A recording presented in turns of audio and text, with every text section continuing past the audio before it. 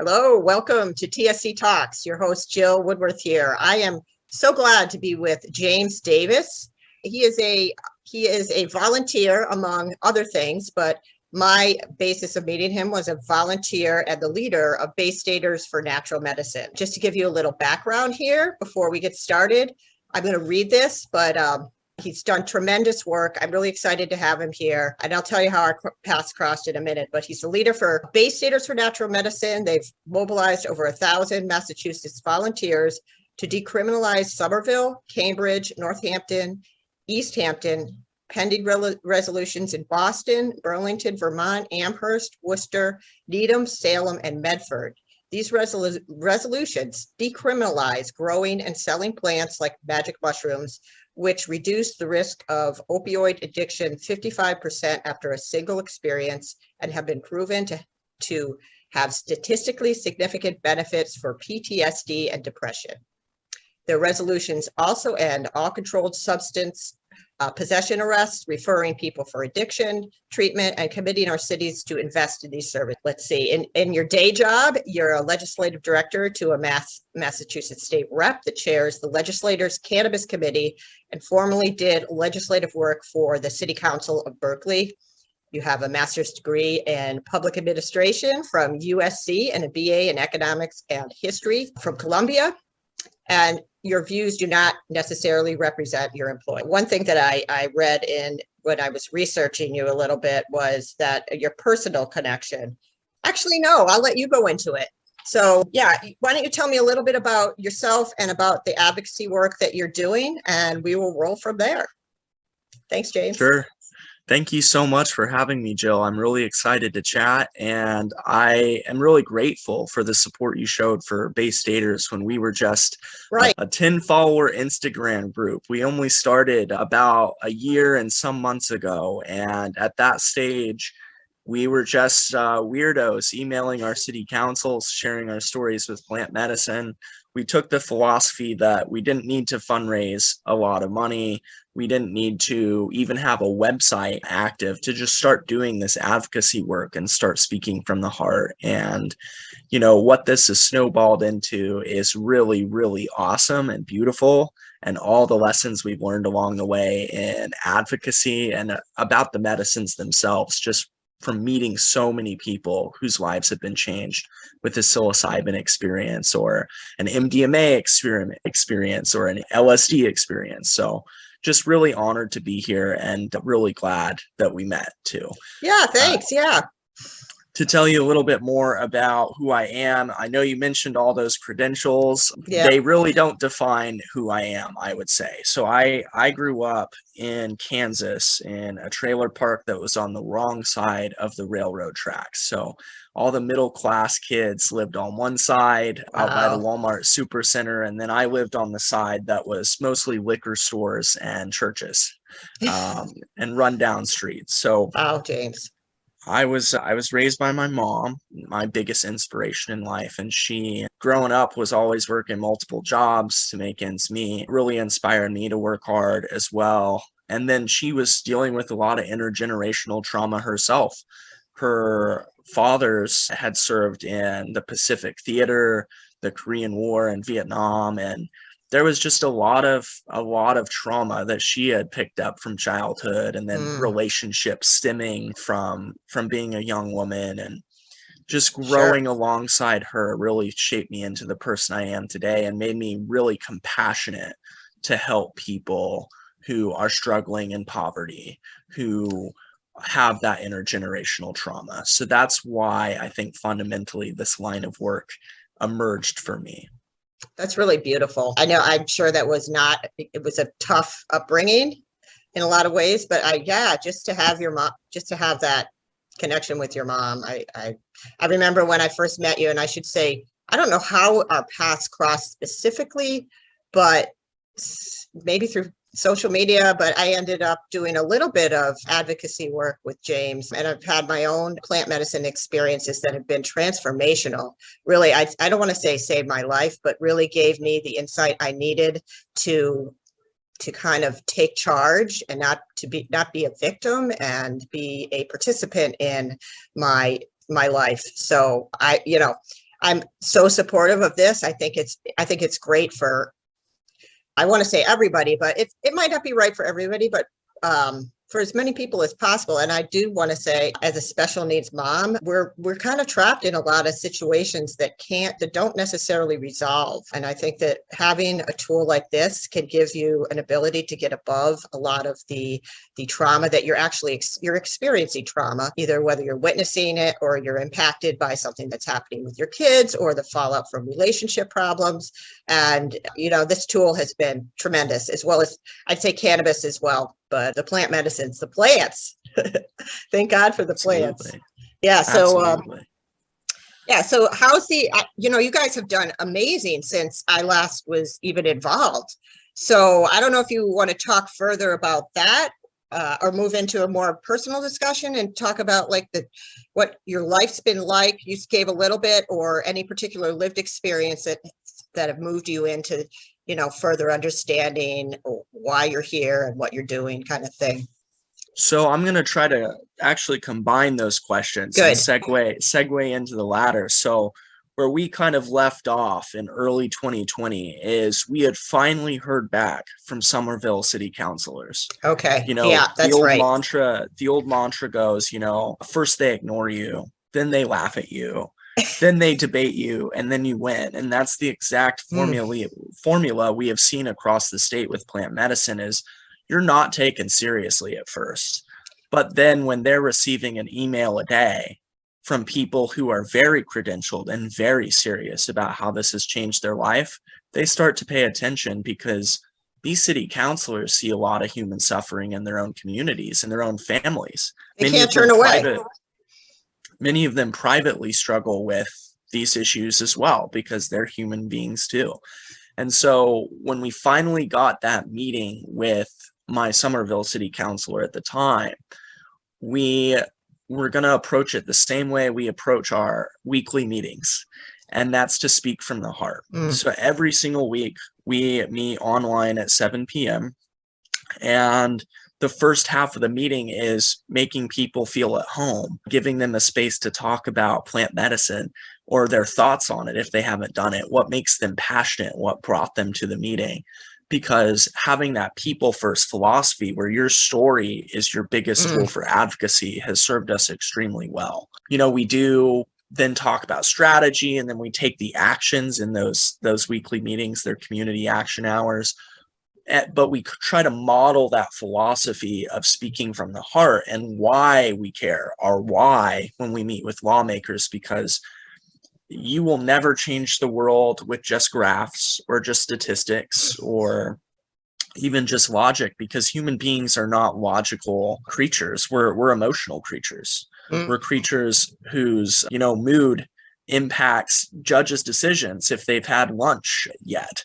And so such an important thing to mention. Sorry, I had to add that. Yeah, that's how we are designed to operate. People we've forgotten.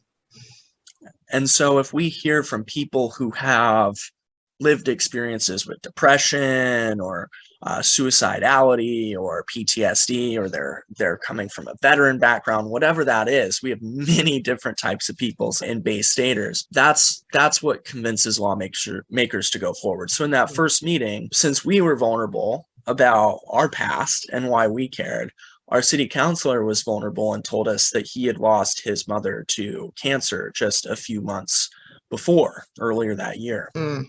And this came up because psilocybin assisted therapy has an 80% clinical response rate for people struggling with terminal illness anxiety.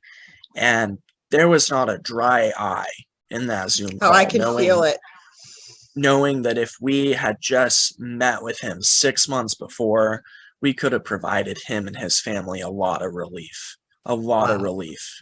And so that's what this work fundamentally is about, is persuading as many people as possible that these are not drugs. These are substances that were scheduled by the United States federal government for political purposes.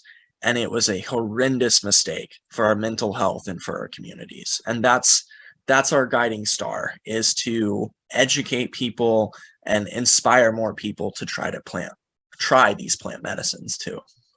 Wow.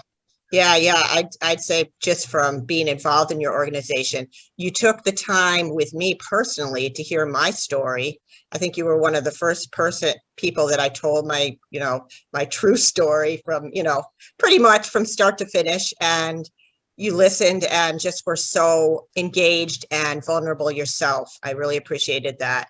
And the one meeting that we had with my local reps, because I actually did use microdosing at a certain point, and it definitely shifted some deep depression that I was dealing with, and I felt really strongly that they needed to hear about it. But yeah, just leading with the heart is beautiful. It's just such a gift, and so glad to hear about all you guys' progress so far. I'm sure you'll keep going. So keep going. Yeah. Tell me more about personally, and, like we said, any controversies around it. I think when you said, not to segue too much, oh gosh, I just lost my train of thought. Yeah. Why don't you go into a little more? So fundamentally, the reason why base staters work city by city, having already decriminalized 4, and notable ones like the ones you mentioned, Amherst, Bedford, Salem, Revere, Needham, and Worcester with a veteran version, Burlington, Vermont next month, Boston potentially in a few months. Amazing. The reason why we are going city by city is because people, first of all, trust their local lawmakers more than they do an abstract government or the medical complex. And then we also want to have these measures stand as a hedge against corporate lobbying on the state level, because there is hundreds of billions of dollars at stake on how we legalize these plants. Oh, I bet. So for example, there's a camp that's trying to just get patented synthetic versions of these molecules so they can start selling it to very, very wealthy people. It's going to serve maybe the top 1% of income earners. Then there's a corporation called MAPS, the Multidisciplinary Association of Psychedelic Studies, that co-opts the language of social justice. They pretend to be the good guys. They pretend to be against the patent people, but they're trying to over-regulate how you can sit with a care provider to use these medicines. And so the end result of that lobbying could be that you have to only use this with a licensed therapist. Well, here's who that leaves out. Their own research says that most people can't afford the copays and deductibles associated with mental health care, even if they have insurance. So, 30 million Americans don't have insurance. So then we have folks who just don't trust the medical complex. A lot of people in this country, their first interaction with the mental health care system is a call from DCF, the Department of Child and Family Services. There's people extremely skeptical of the medical complex that don't want to sit with a therapist to do this. They're more beneficial doing it at home or with a trusted friend.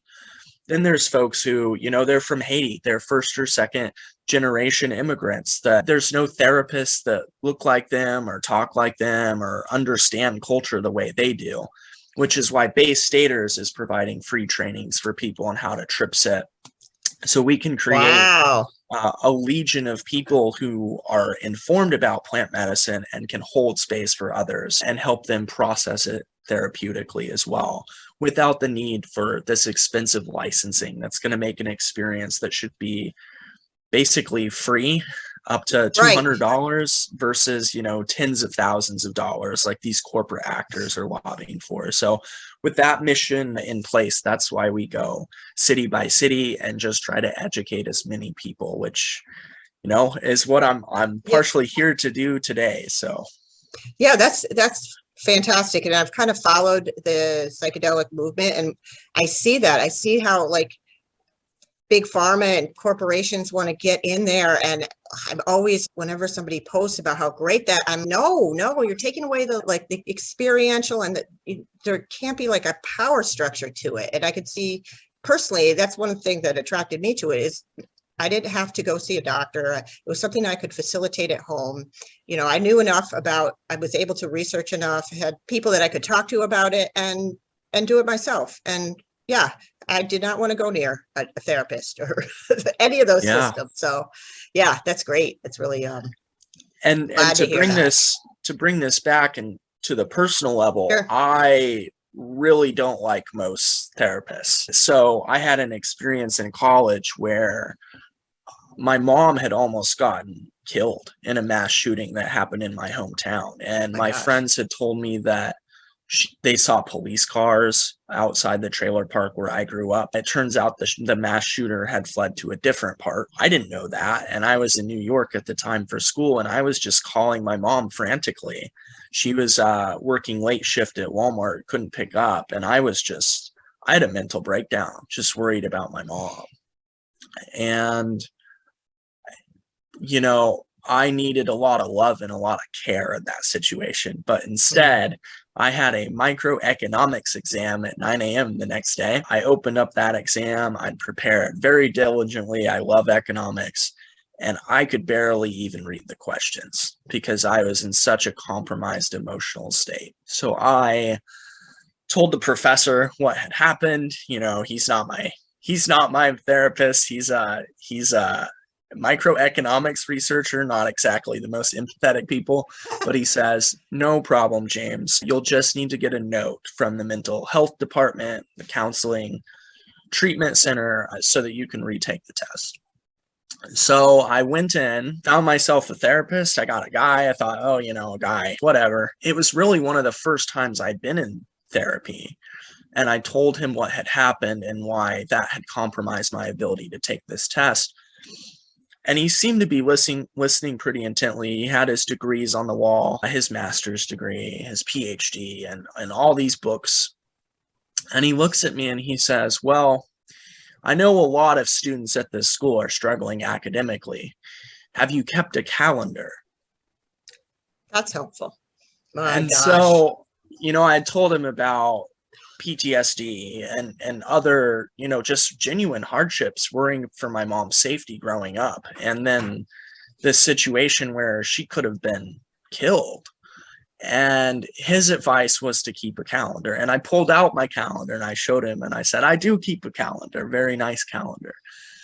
And he really had nothing substantive to say because he never wanted for anything in life.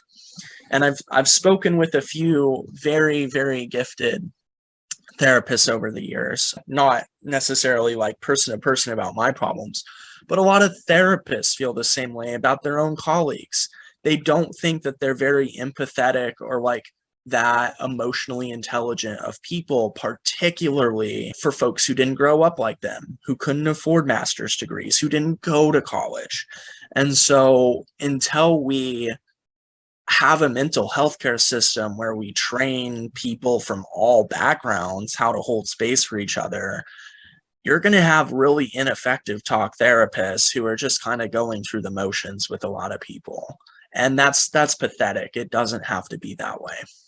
I'm so right with you. So right with you. My own experiences with therapists over the years have just been nightmare. Well, some of them nightmarish, but they just could not get the lived experience piece. It's like such a part of like what I'm trying to do with this podcast is, we're just missing so many pieces by not tapping these rich lived experiences from situations like yours, growing up that way, not looking at all these degrees on the wall and just the human experience and what we gain from like the bottom, being at the bottom. Or those are the deep experiences that give us the I don't even know how to put it. They give us the connection and the inner strength to walk through this crazy world. So yeah, I am so glad that you are on that same page because I feel so much the same way. I see it with my kids who've been in counseling. They're just not meeting them where they're at. So yeah, that's phenomenal to know that you have that impetus behind Bay Staters. And maybe one idea I'd interject into the conversation too is I wouldn't say that everyone who has been through the ringer in life is going to be a good mental health counselor. There's plenty of people who true. It's like maybe they'll be more empathetic from the experience, but then sometimes life kicks people so hard and so much that they actually become less empathetic and more closed off. So it's like, good point. It's about finding people who have this X factor where they really just do care about others and can listen. And I even feel like some people who have had it relatively easy can still have that X factor. True. And can still be extremely compassionate and helpful people. Just a lot of the folks who end up with that therapist license and all those master's degrees, unfortunately, a lot of them just don't have that X factor. And then, you know, for a lot of vulnerable populations that need someone that understands their trauma to some degree, we're not serving them. A great example of this is, I think, like, fewer than 5% of therapists are people of color in a country that is like very close to becoming like majority minority, I think, like in the next few years. And it's just like, you know, you can still have empathetic experiences despite your identity, you know, for sure. But it is probably pretty helpful to talk about like racism with someone who has experienced racism, right? You know, right. Yeah, it seems like getting away from the professional idea of mental health, more of a, like, I don't want to say pal, mentor, like, instead of this charging and structure and systems that just don't really apply to humans. They apply to systems. So yeah, there's a guy in Japan that makes, I think, like over probably $1 million a year or something, and he basically just goes on walks with people who are lonely. I love it. He'll like go to dinner with them and just like be their friend for like an hour, and people will pay out the nose for that. And I think that's just a symptom of the rot that our economic system has like thrust on our society. It's like neighbors used to like sit in their stoops and talk to each other. They used to get together to play cards. We used to live closer to our families. We didn't spend as much time with our face in our goddamn phones all the time. Oh my gosh.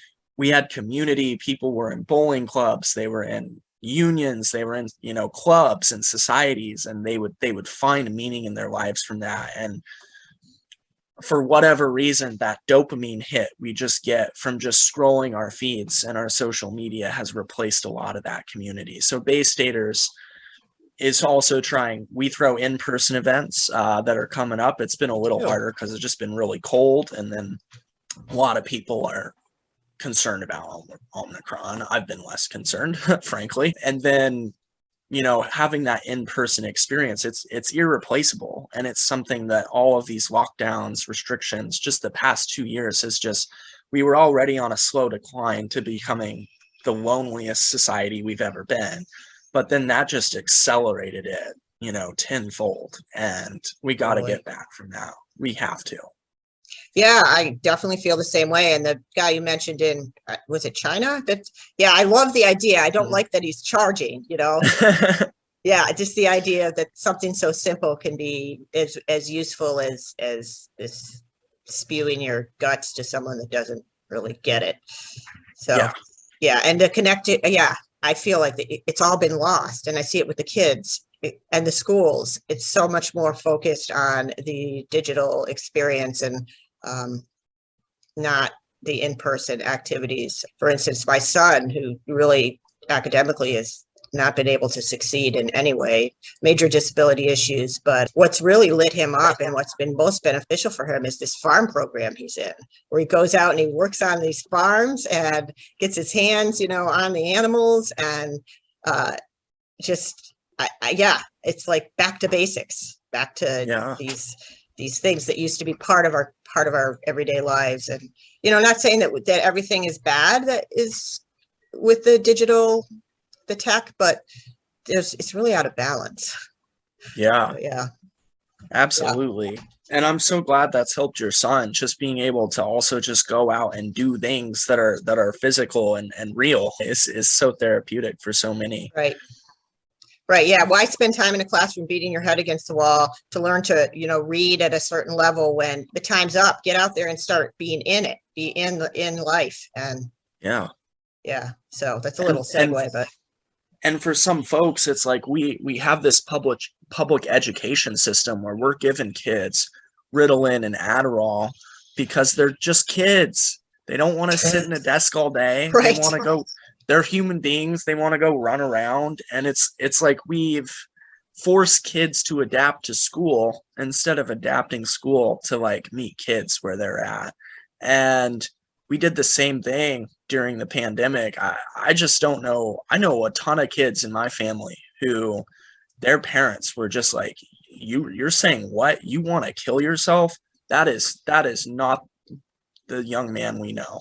And it's just because they were so isolated and so kept away from other kids.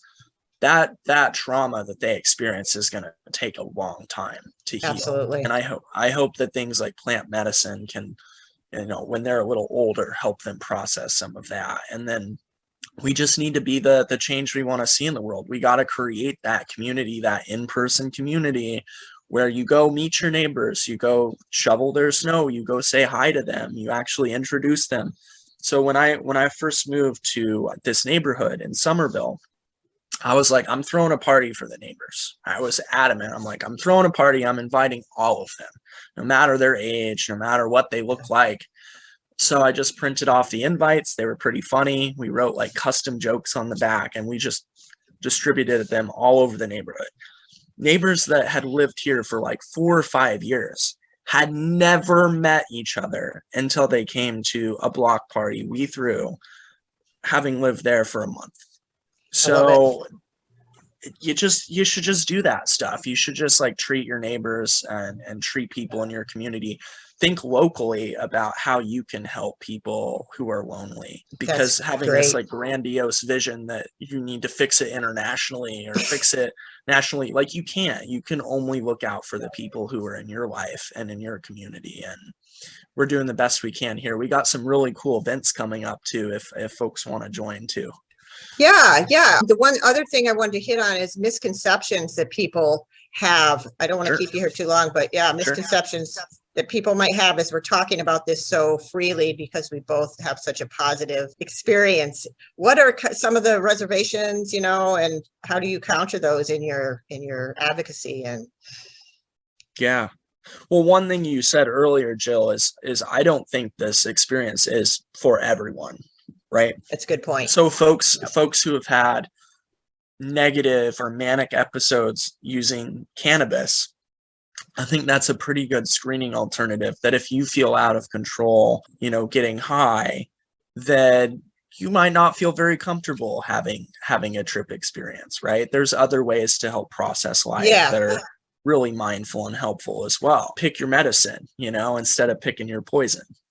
I will say, I have to add there that, with cannabis, I had a really intense, I'd call it a spiritual experience, but it was defined as a psychotic break. But I was on a bunch of other medications. So I think sometimes looking at what somebody else is, either going on in their life or consuming, and it wasn't the right time for me to continue to pursue cannabis then, but something in my head, I was like, wow, it's that powerful. I'm able to clear or see things that I could never see. Like the seed was planted. So sometimes I guess a difficult experience can be integrated. For the spot on. And I've definitely had, there's been a few times where I've taken more edibles than I really planned to. And I was definitely in a headspace that was very strange, but also very therapeutic and very enlightening. Just thinking about all the systems and identities and walls that we build around ourselves to stay sane, right? We tell ourselves, I'm an American, I'm a woman, I'm a doctor, I am from this city, when these are all helpful for us to ground ourselves and like construct an identity around ourselves. But what does it mean to be an American? What does it really mean to be a woman? What does it really mean to be any of these markers that we use to like identify who we are? And cannabis and plant medicine can at least temporarily help dissolve some of those walls in our consciousness so that we can think differently. And the real work, you mentioned integration, is even when you're having an uncomfortable experience in the moment on a psilocybin journey or with cannabis, it's just understanding the experience is going to be over and you can take that lesson and internalize it.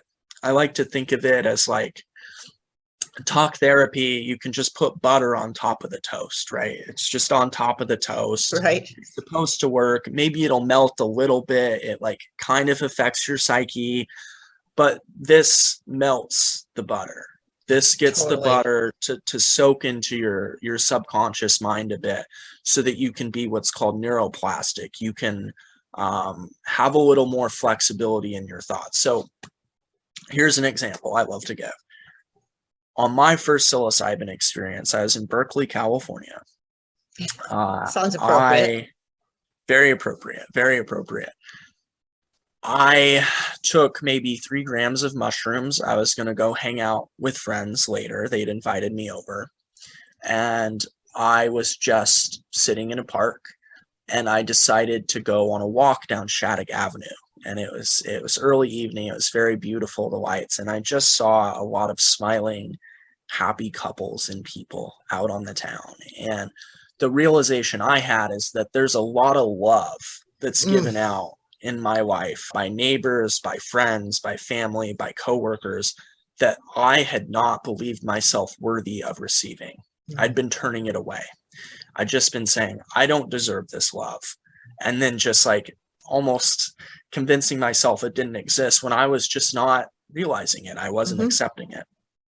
That's a revelation that a guru could give you, that you could see scrolling on Instagram, that you could look up on Goodreads quotes. You know, it's not that like profound on its surface, but psilocybin allowed that butter to soak in.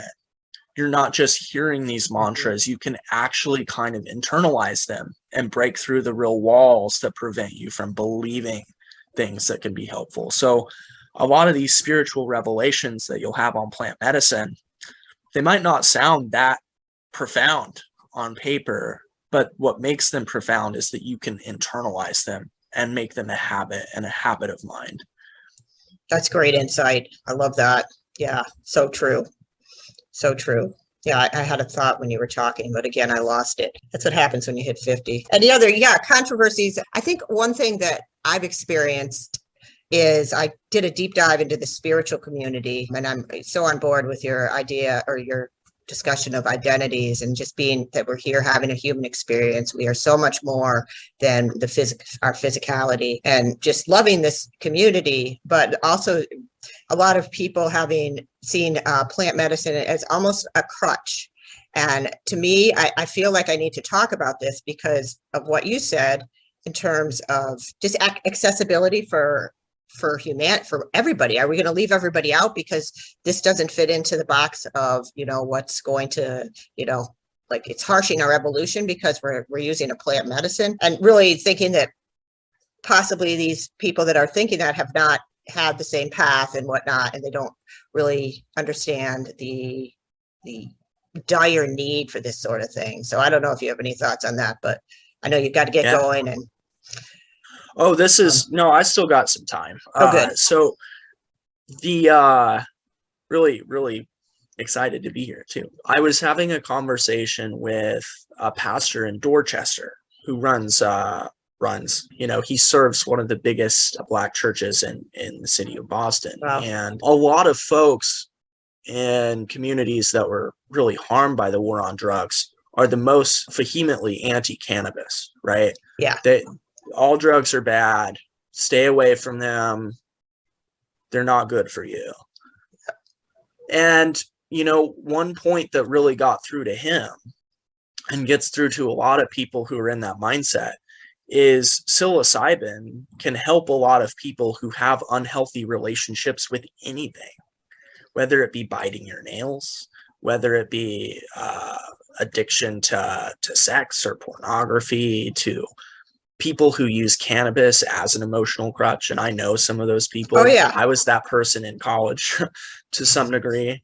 And even though there's not as strong of a chemical basis for addiction is something that's shaped by our environment and by the culture that we are in. And psilocybin, when it's combined with real changes in action and the types of people you surround yourself with and what you actually do with your time, it can help you break free of a lot of habits that are self-destructive. And so when you mention dependency, psilocybin is kind of nice in the sense that it's inherently non-habit forming. So if you try to have a larger macrodose experience of 3 or 4 grams of mushrooms, your brain's serotonin receptors won't let you have that spiritual experience for at least a few weeks, sometimes months, because your brain builds up a tolerance.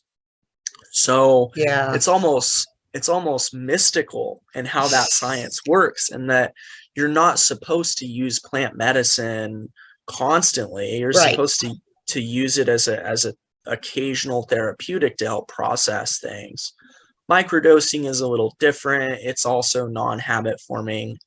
You just take 1/10 of a gram or so every few days. It boosts your mood slightly. It makes you feel a little more focused. It's different for every person. Yeah.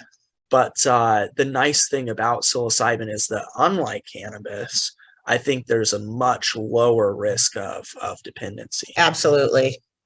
Yeah, the intentionality, I think that piece of I still use I use cannabis, and it's easy to fall into habits where you're using it all the time. And, that's okay too. I just refuse to put judgment on it. I think that it's a path. And if that's your one thing that you're using to like chill and get through your day, and it's not really hurting things, maybe you're not as checked in some ways as you should be or whatever, but I think it affects everybody differently too. But but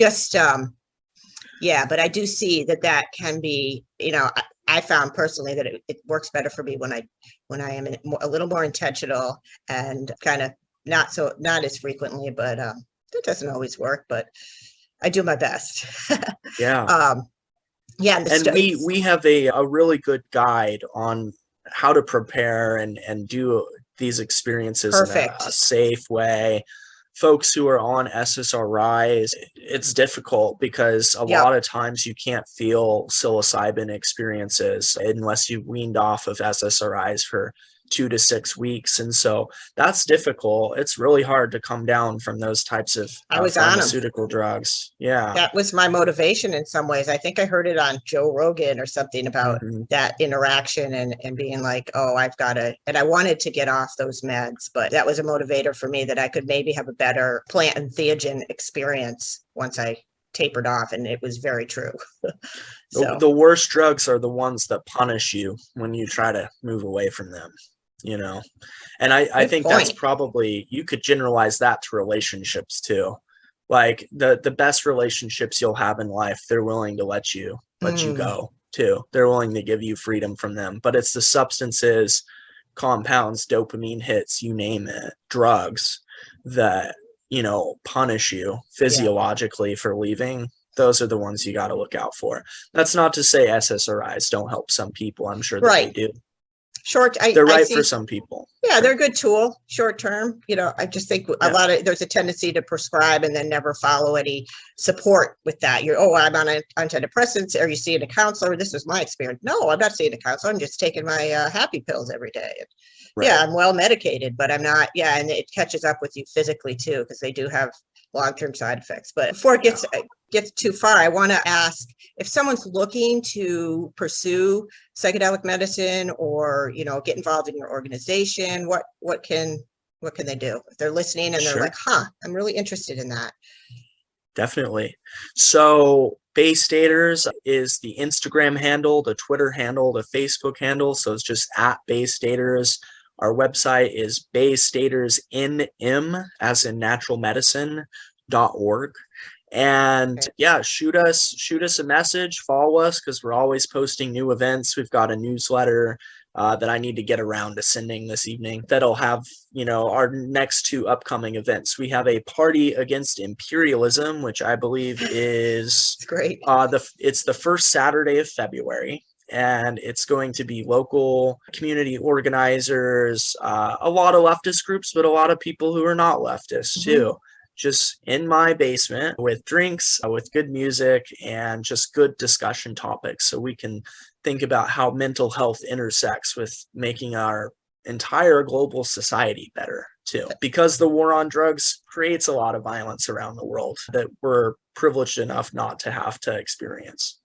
Absolutely. And then we are having Plant Medicine Palooza, which is March 12th. That's a Saturday from about noon to 4 p.m.